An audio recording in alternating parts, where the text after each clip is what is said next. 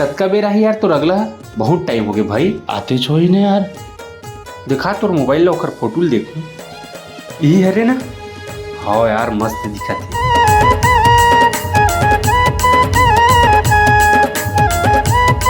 वही हरे का भाई।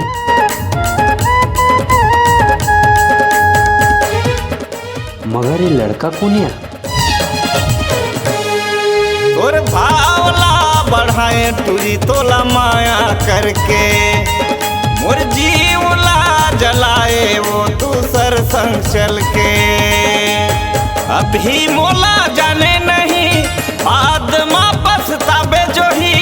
अभी मोला जाने नहीं बाद माँ पछतावे जो ही। कहूँ रोबे रानी सुरत करके और भावला बढ़ाए टूरी तोला माया करके मोर जीवला जलाए वो दूसर संग चल के।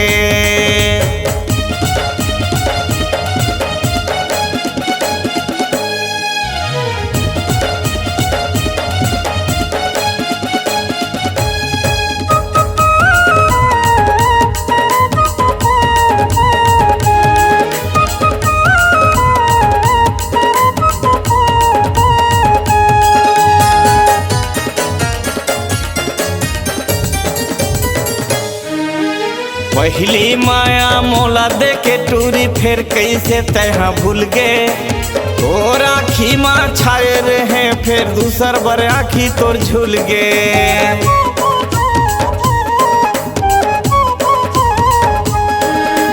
पहली माया मोला दे के टूरी फिर कैसे तैहा भूल गे। तोर आखी माँ छाए रहे फिर दूसर बर आखी तोर झूल गे।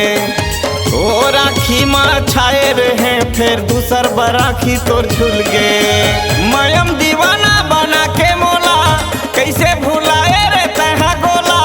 मयम दीवाना बना के मोला कैसे भुलाए रे तैहा गोला। चले दूसर संग मजला मार के और भावला बढ़ाए टूरी तोला माया करके मोर जीवला जलाए वो दूसर संग चल के।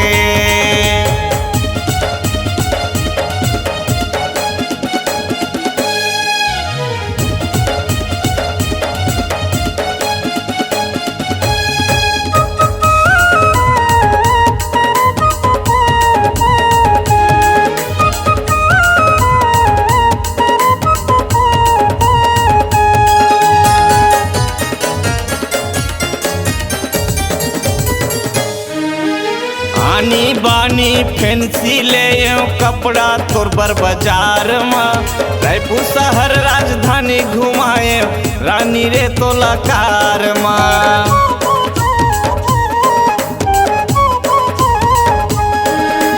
कतको पैसा समय गवाए गोरी रे तोरे प्यार में। जिंदगी तोला समझे रहे जिंदगी ले होगे फरार ना।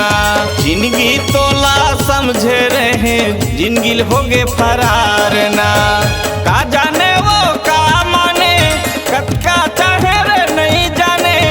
का माने वो का जाने कतका चाहे रे नहीं जाने। मोर सपना होगे जर जर के और भावला बढ़ाए टूरी तोला माया करके मोर जीवला जलाए वो दूसर संग चल के।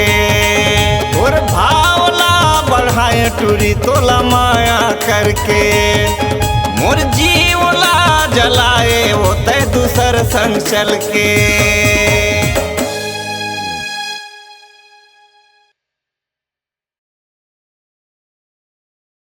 और भावला बढ़ाए टूरी तोला माया करके मोर जीवला जलाए वो तय दूसर संग चल के।